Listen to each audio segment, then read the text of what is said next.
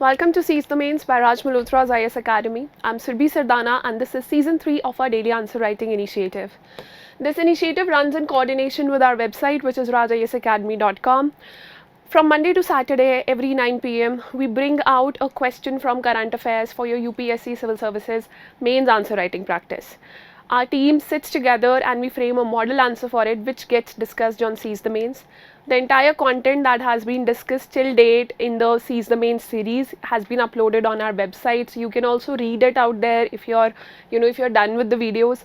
There is this mains answer writing section that appears on our website, and the list of all the questions has been updated there. Today we are on day 195 of Seize the Mains, and this is just season 3. We've had 2 seasons before, and all these questions have covered your previous year's UPSC questions, your current affairs, your static portion, everything has been covered.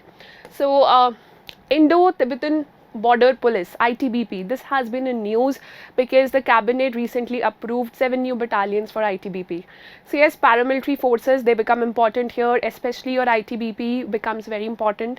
From your internal security point of view, internal security that forms a part of your main syllabus, ITBP holds immense importance. So yes, let's cover a question with regards to ITBP, and let's generally look at paramilitary forces in general, and we'll see what the question is, we'll see how to write an answer to it. What are paramilitary forces? What is their mandate? Discuss the role of ITBP in maintaining the internal security of India. Answer in 250 words. And submit your answers at rajayasacademy.com. How this works is under every question there is this comment section where you can share your answers with us, and our team gives their feedback on the same. So yes, the question is very simple. If you look at it, what are paramilitary forces? So you have to define paramilitary forces. If there is any act involved when they were constituted, under which they were constituted, that has to be written there. What is their mandate? What is the purpose? What is their aim? What do they work at? So mandate of all the paramilitary forces and the subunits that will be discussed here. Discuss the role of ITBP in maintaining the internal security of India. ITBP's role has to be specifically discussed. Mandate of all other organizations has to be written down, and the role of ITBP will have to be specifically discussed. Make sure that your answer is not very static. It is giving you the recent information also. Also highlight the importance of ITBP while writing your answer. So yes, let's begin with this answer. The word limit would be 250 words for us, which is very comfortable. So we do not have to sum up our answer earlier. Let's start with an introduction. In the introduction, we'll talk about what are paramilitary forces, and then let's move on ahead. So yes, let's look at our introduction. First of all, let's talk about paramilitary forces. Then we'll also write down that why now these are known as CAPA, for Central Armed Police Force. So paramilitary force is basically semi-militarized force whose organizational structure, tactics, training, subculture, and often functions are also similar to those of a professional military, but which is not included as part of a state's formal armed forces. So that is the basic definition of a paramilitary forces. Their crude definition has not been mentioned anywhere, not in any other acts, but this is the rough definition that you can provide of paramilitary forces, since this has been asked. Though paramilitary is not a military force, it is usually like military's light infantry force in terms of training and organizational structure. Now moving on to a body paragraph 1, here we'll be talking about the mandate. What is the mandate of paramilitary forces? But before that, we'll also talk about that since 2011, India adopted the term Central Armed Police Forces, CAPF, to drop the word paramilitary. These forces, these are basically responsible for internal security and guarding the borders. So their mandate, the mandate, that is the second part of the question. You have broadly written about the mandate here, that all these forces basically they are meant for internal security and guarding the borders.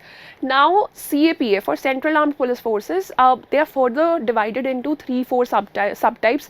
The first one is obviously the border guarding forces. For the border guarding forces for different borders with different countries, you have separate forces. For example, Assam Rifles, one of the oldest ones, it is there for Northeast India, your India-Myanmar border. Then you have this BSF, Border Security Force. It is there along India-Pakistan border and as well as India-Bangladesh border. Then you have ITBP, that is the question for us today. ITBP, or Indo-Tibetan Police Force, as the name indicates, it actually guards the India-China border.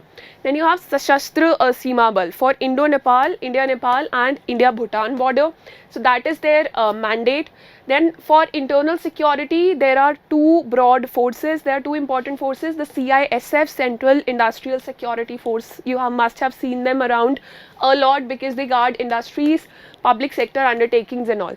Then you have CRPF, Central Reserve Police Forces. These are for counter insurgency and for general elections, that is their mandate. Then you have some special task forces. The first one is NSG, National Security Guard. Again, this one's mandate is for counter terrorism. And the next one is Special Frontier Force, which is for covert operations. Now moving on to the third part, what is their mandate is done, what are paramilitary forces, that is done. Moving on to the third part, discuss the role of ITBP in maintaining the internal security of India. So yes, ITBP basically is guarding your India-China border. So first of all, talk about when was it raised, when was it constituted. So first of all, it was constituted obviously when we had this first Indo-China war. That was in 1962 under the CRPF Act in the wake of Sino-Indian War of 1962. Now move on that there was a separate act of parliament as well which constituted ITBP, which was the Indo-Tibetan Border Police Force Act of 1992 to provide for the constitution and regulation of ITBP for ensuring the security of borders of India and for matters connected therewith. Alright, now talking about what is its role in maintaining internal security of the country. So your external security or guarding the borders and internal security, they are very intricately linked. So everything that ITBP is doing, that will be talked about here. First of all, it guards the 3488 kilometer long India-China border, that goes without saying. If you want to add some more intensity to your answer, you can write down that starting from Karakoram Pass in Ladakh to Jachipla in Arunachal Pradesh, that is where it guards basically. Also for cases of left-wing extremism or with areas of Chhattisgarh which are affected with left-wing extremism, that is also, that is also looked after by ITBP in many cases. Then again, it is its role is for disaster management also, not just your natural disasters but important disasters. For example, a nuclear attack or a nuclear disaster, biological, chemical disasters, all these are looked after by ITBP. There are 2 battalions which are part of its NDRF, National Disaster Response Force. It also conducts relief and rescue operations as first responders for natural calamities in the Himalayan region.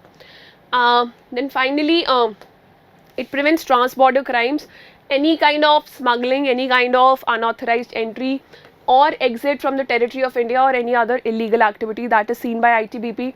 Then it provides security to sensitive installations, that could be your banks, that could be your important personalities who face like security risks. Then it restores and preserves order in any area in the event of disturbance therein. For example, if there is any disturbance, any emergency disturbance, that is the role of ITBP to restore and preserve the peace and order there.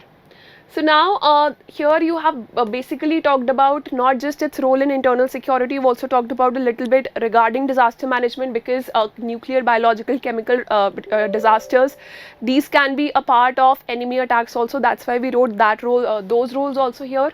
Now in the conclusion, talk about a general purpose or general mandate of ITBP, that apart from the above, ITBP personnel have been deployed abroad in UN peacekeeping missions as well. So summing up all the above points, that's why your ITBP is so important. That's why, given the importance of ITBP, the Union Cabinet recently approved the decision of raising 7 new ITBP battalions, and the decision to raise more ITBP battalions came in the wake of Chinese aggression. In the past few years, China has been flexing muscles, so we need more security when it comes to India-China border. So yes, for effective monitoring in the border areas, especially with respect to China's threat, and the battalion and the sector headquarter would be raised by 2025 to 26. So yes, that's your full answer for the day. Though all the 3 parts of the question have been covered. See, we see a lot of people who fail to understand the question. It's very important that if there are multiple sentences in a question, you understand all of them and you adequately answer all of them. Also answer in the order in which the question has been put. For example, discussing the role of ITBP, probably this is the best thing you know. So you might want to start with the last part here, discussing the role of ITBP.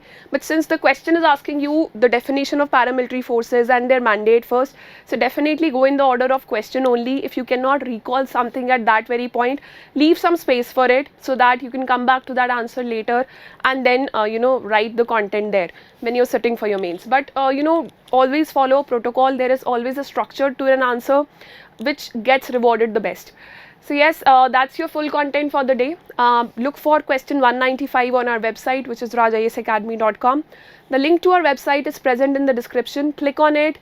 Look for question 195 here in the mains answer writing section. You will find the question with its answer updated, and post your answers in the comment section which appear under every question. I'll see you with another discussion tomorrow of Seize the Mains at 9 p.m. Till then, take care and all the best.